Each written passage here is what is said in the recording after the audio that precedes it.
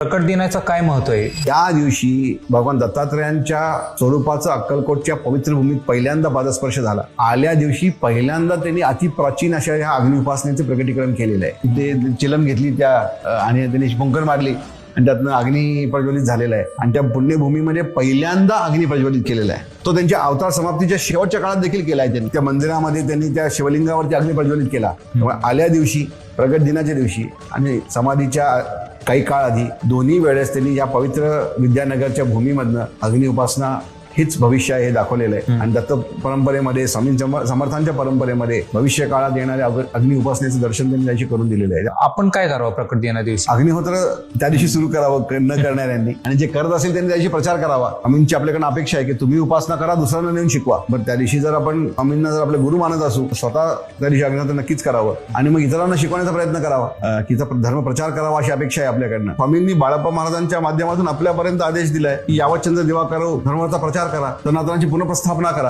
प्रगट दिनी काही करायचंच असेल तर धर्मप्रचार करा.